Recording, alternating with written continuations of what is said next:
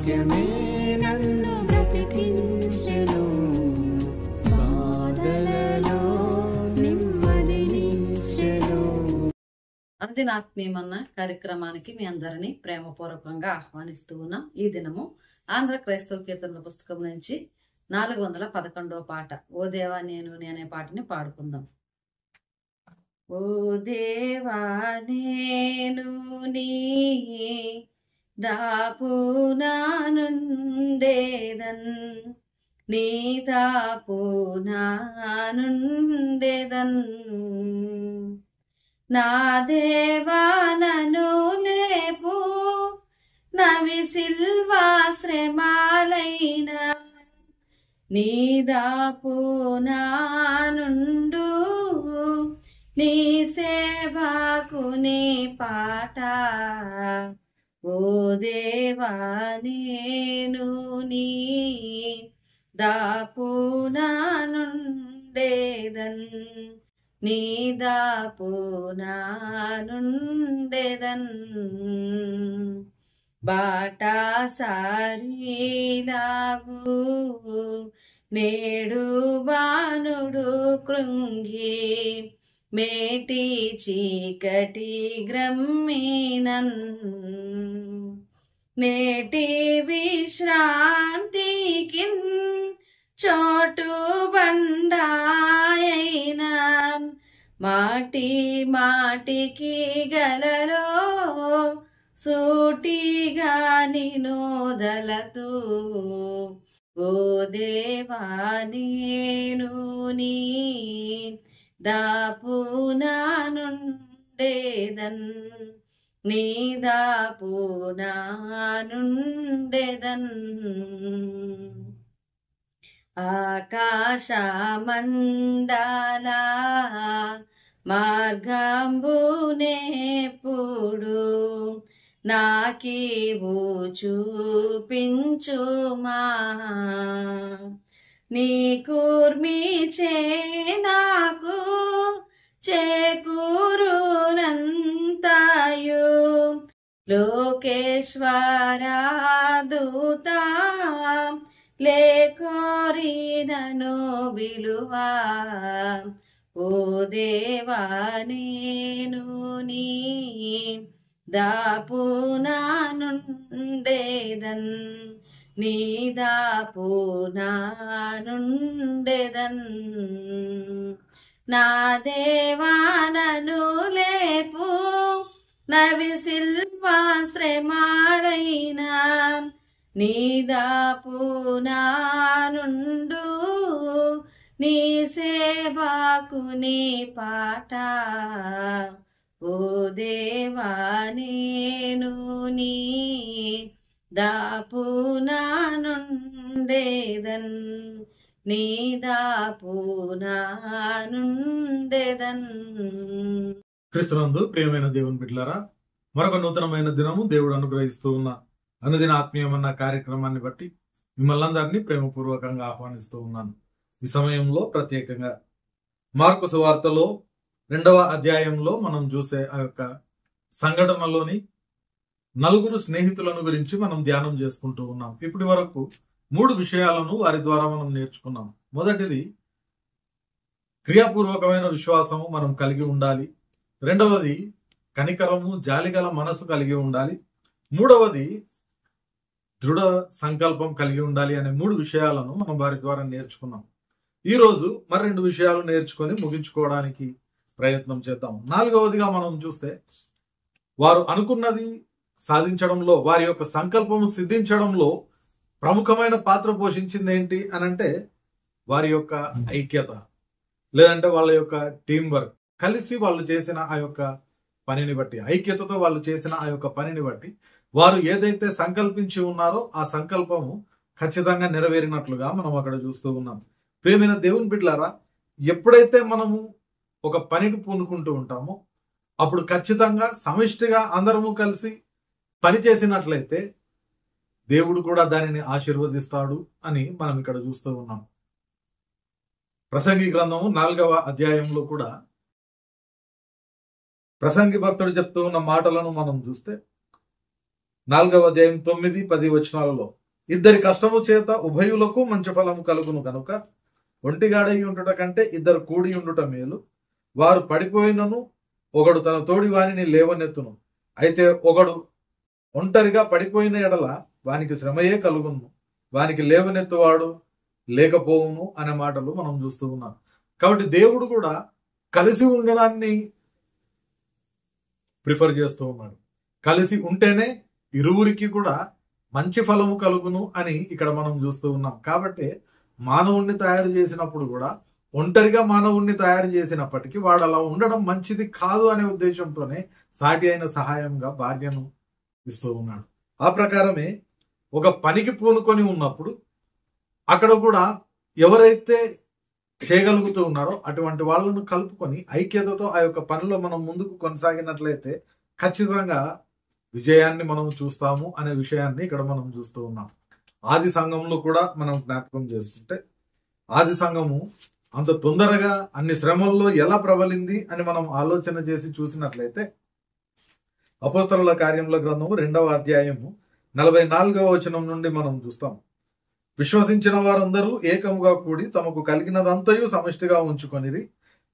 ఇదియుగాక వారు తమ చర స్థిరాస్తులను అమ్మి అందరికీ వారి వారి అక్కల కొరది పంచిపెట్టిరి. మరియు వారు ఏక మనస్కులై ప్రతిదినము దేవాలయంలో తప్పక కూడుకొనుచు ఇంటింటా రొట్టె విరుచుచు దేవుని స్తుతించుచు ప్రజలందరి వలన దయ పొందిన వారై ఆనందముతోనూ నిష్కపటమైన హృదయంతోనూ ఆహారము పుచ్చుకొనుచు నుండిరి అనే మాటను మనం చూస్తూ ఉన్నాం.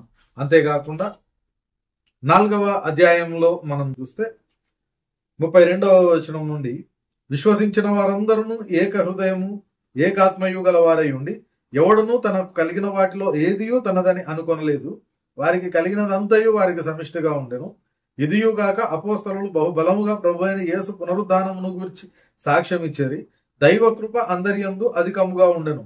భూములైనను ఇండ్లైనను కలిగిన వారందరూ వాటిని అమ్మిన వాటి వెల తెచ్చి అపోస్తలుల పాదముల యుద్ధ పెట్టుచూ వచ్చిరి. వారు ప్రతివానికి వాని అక్కరల కొలది పంచిపెట్టిరి గనుక వారిలో ఎవనికిని కొదవలేకపోయెను. ప్రియమైన దేవుని బిడ్డలారా, ఈ సమిష్టిగా ఐక్యతతో వాళ్ళు ఎప్పుడైతే పని చేస్తూ ఉన్నారో అక్కడ వాళ్ళ యొక్క ఆశీర్వాదాలను మనం జ్ఞాపకం చేసుకుంటే మొదటిగా 34వ వచనంలో చెప్తూ ఉన్న ఈ మాట, 33వ వచనంలో దైవ కృప అందరి యందు అధికముగా ఉండెను అనే మాటను మనం చూస్తూ ఉన్నాం. కాబట్టి మొదటి ఆశీర్వాదము దైవ కృప. అంతేకాకుండా 2వ ఆశీర్వాదము వారు పంచిపెట్టినప్పటికీ వారిలో ఎవనికిని కొదవలేకపోయెను అనే మాటలు మనం ఇక్కడ చూస్తూ ఉన్నాం. ప్రియమైన దేవుని బిడ్డలారా, 3వది మనం జ్ఞాపకం చేసుకుంటే 2వ అధ్యాయం చివరి భాగంలో మనం చూస్తే ప్రభు రక్షణ పొందుచున్న వారిని అనుదినము వారితో చేర్చుచుండెను. కాబట్టి ఐక్యతతో మనం దేవుని యొక్క పనిని చేసినప్పుడు ఈ ఆశీర్వాదాలన్నీ మనకు దేవుడు అనుగ్రహిస్తాడు. మొదటిది దేవుని యొక్క కృప మన మీద ఉంచుతాడు. 2వది ఏ కొదవ లేకుండా దేవుడు మనకు అన్ని సమకూరుస్తాడు. చివరిది అనేక మందిని రక్షణలోనికి దేవుడు నడిపిస్తాడు. కాబట్టి ఐక్యతతో మనం ముందుకు కొనసాగడానికి ప్రయత్నం చేయాలి. ఆ 4 స్నేహితుల వలన మనం దీనిని చూస్తూ ఉన్నాం. చివరిగా మనం జ్ఞాపకం చేసుకుంటే వాళ్ళ ద్వారా మనం నేర్చుకోవాల్సింది, వాళ్ళు త్యాగం చేస్తూ ఉన్నారు. ఏం త్యాగం చేస్తూ ఉన్నారు అని అంటే, పడిపోయిన తమ యొక్క స్నేహితుణ్ణి అదే పరిస్థితుల్లో విడిచిపెట్టకుండా ఆయన యందు జాలి కలిగి ఖచ్చితంగా ఆయనను బాగు చేసుకోవాలనే సంకల్పంతో సమిష్టిగా వాళ్ళు చేస్తూ ఉన్న ఆ యొక్క పనిలో వాళ్లకు తెలియకుండా వాళ్ళు ఏమేమి సాక్రిఫైస్ చేస్తూ ఉన్నారంటే వాళ్ళ యొక్క సమయాన్ని వాళ్ళు సాక్రిఫైస్ చేస్తున్నారు, వాళ్ళ యొక్క సమయాన్ని వాళ్ళు త్యాగం చేస్తూ ఉన్నారు. అంతేకాకుండా వాళ్ళ యొక్క బలాన్ని వాళ్ళు త్యాగం చేస్తూ ఉన్నారు. అంతేకాకుండా ఆ జనమందరూ కనిపించేసరికి మరి వాళ్ళందరూ ఏ విధమైన పరిస్థితుల్లో ఉన్నారు, వారు పైకెక్కి పైకప్పును తీసి ఈయన దించుతూ ఉన్న ఆ క్రమంలో జనంలో వారి మధ్యలో ఉన్న ఆ యొక్క పేరును సైతం వాళ్ళు త్యాగం చేసుకోవడానికి ప్రయత్నం చేస్తూ ఉన్నారు. ఎందుకంటే ఆ విధంగా ఎక్కి చేస్తూ ఉన్నప్పుడు ఎంతమంది ఎన్ని రకాలుగా మాట్లాడతారు. అయినప్పటికీ అవన్నింటినీ వాళ్ళు త్యాగం చేయడానికి ప్రయత్నం చేస్తూ ఉన్నారు. కేవలం ఇహలోకపు తమ స్నేహితుడి యొక్క స్వస్థత కొరకు వాళ్ళు ఇవన్నీ త్యాగం చేయడానికి సిద్ధపడుతూ ఉన్నారు. ప్రియమైన దేవుని బిడ్డలారా, వారు తాత్కాలికంగా జీవించే ఈ లోకంలోనే తమ స్నేహితుడి కొరకు అంత ప్రయాసపడి త్యాగం చేస్తూ ఉంటే మరి దేవుని కొరకు మనం ఇంకెంత చేయాలి?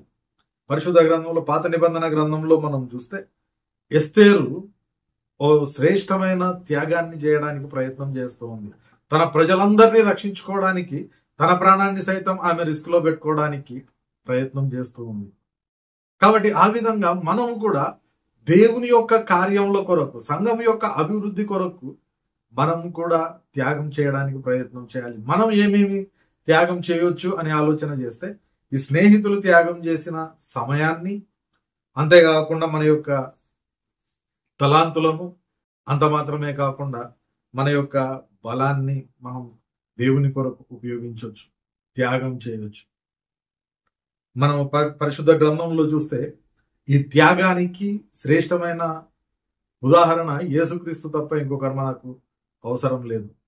ఆయన తండ్రితో కూడా ఉండుట విడిచిపెట్టకూడని భాగ్యం అని ఆయన ఎంచుకొనలేదు, కానీ మనందరి కొరకు ఆ దివ్యమైన పదవిని విడిచిపెట్టి ఆయన ఇక్కడికి వచ్చి పాపులైన మనందరి కొరకు ఎంతగా తగ్గించుకున్నాడు అని అంటే, శిలువ మరణం పొందినంతగా తగ్గించుకున్నాడని పరిశుద్ధ గ్రంథంలో మనం చూస్తూ ఉన్నాం.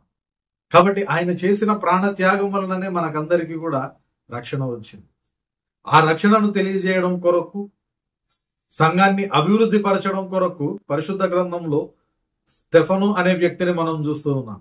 ఆయన కూడా ప్రాణాన్ని సైతం అర్పించడానికి ఏమాత్రము వెనక్కుపోలేదు. తన ప్రాణాన్ని సైతం ఆయన త్యాగం చేస్తూ దేవుని కొరకు హతసాక్షిగా మారిపోతూ ఉన్నాడు. అంతేకాకుండా ఇంకా పరిశుద్ధ గ్రంథంలో అనేక మందిని చూస్తాం. ఈ లోకరీతిగా కూడా అనేక మందిని మనం చూస్తాం. వారందరూ కూడా ఒక శ్రేష్టమైన దైవ కార్యం కొరకు దానిని చేయగలుగుతూ ఉన్నారు, త్యాగం చేయగలుగుతూ ఉన్నారు. ప్రియమైన దేవుని బిడ్డలారా, మరి ఈ దినాన మనము దేవుని కొరకు ఏమి త్యాగం చేయగలుగుతూ ఉన్నాం? మన యొక్క ధనాన్ని కానీ, మన యొక్క సమయాన్ని కానీ, మన యొక్క శక్తిని కానీ, మన యొక్క తలాంతులను కానీ, ఏదైనా మనం దేవుని కొరకు త్యాగం చేయగలుగుతూ ఉన్నామా? ఒకసారి మనం ఆలోచన చేయడానికి ప్రయత్నం చేయాలి.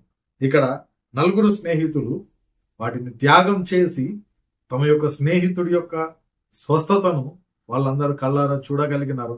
ఆ ఖచ్చితమైన దైవ కార్యం కొరకు, ఖచ్చితమైన దైవిక స్వస్థతకు ఆ 4 కూడా సాక్ష్యంగా నిలబడుతూ ఉన్నారు. కాబట్టి ఒకవేళ మనము కూడా ఈ స్నేహితులలో ఉన్న ఈ 5 లక్షణాలు మన జీవితంలో కనబరచగలిగితే మనము కూడా ఖచ్చితంగా దైవికంగా దేవుడు చేసే ప్రతి కార్యానికి సాక్షులుగా ఉంటాం. కాబట్టి అటువంటి జీవితము మనం మన జీవితంలో కలిగి ఉండడానికి ప్రయత్నం చేద్దాం. పరిశుద్ధాత్మ దేవుడు సహాయం దయచేయునుగాక. ప్రార్థన చేసుకుందాం. పరిశుద్ధుడైన దేవా, ప్రేమగల మా తండ్రి, మరొక పర్యాయము 4 స్నేహితుల ద్వారా ప్రభా మీరు మాతో మాట్లాడిన విధానం బట్టి నీకు వందనాలు. ప్రత్యేకంగా నేటి దినాన వారిలోని మరి 2 లక్షణాలను మాకు జ్ఞాపకం చేస్తూ ఉన్నారు. ఐక్యతకు ప్రభా వారి ఇచ్చిన ప్రాధాన్యతను మేము జ్ఞాపకం చేసుకుంటూ ఉన్నాం. త్యాగమును ప్రభా మేము జ్ఞాపకం చేసుకుంటూ ఉన్నాం. ప్రభా మొత్తంగా వారు కలిగి ఉన్న ఆ 5 లక్షణాలు మేము కూడా మా జీవితంలో కలిగి ఉంది నీ క్రియలకు మేము సాక్షులుగా నిలవడానికి, అనేకుల ఎదుట నిన్ను మహిమపరచడానికి నీ కృప నడిపింపు మాకందరికి దయచేయమని వేడుకుంటూ, వినిన ప్రతి వారి హృదయంలో ఈ వాక్యంను మీరే నాటి భద్రపరిచి ఫలింపజేయమని, నేటి మా పనిపాటలన్నింటిలో మీరు తోడుగా ఉండి క్షేమంగా నడిపించి, నిశ్చితమైతే ప్రభు రేపటి దినాన మరొక పర్యాయం నీవు అనుగ్రహించే అనుదినాత్మీయమన్న భుజించు కృపను మాకందరికి దయచేయమని యేసు పరిశుద్ధ నామమున ప్రార్థించి వేడుకొంచున్నాం తండ్రి. ఆమేన్. తండ్రి, కుమార, పరిశుద్ధాత్మ త్రియేక దేవుని సకల దీవెనలు సదాకాలం మనకందరికి తోడయుండి నడిపించునుగాక. ఆమేన్.